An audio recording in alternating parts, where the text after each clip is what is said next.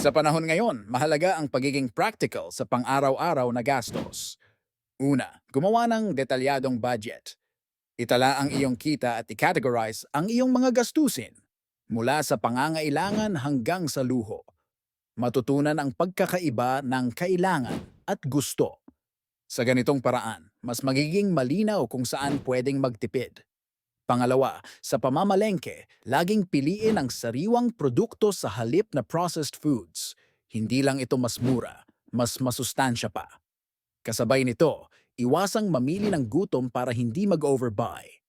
Pangatlo, i-consider ang paggamit ng public transport o carpooling para mabawasan ang gastusin sa gasolina. Sa pagtatapos, tandaan na ang maliit na pagtitipid araw-araw ay may malakihang epekto sa hinaharap.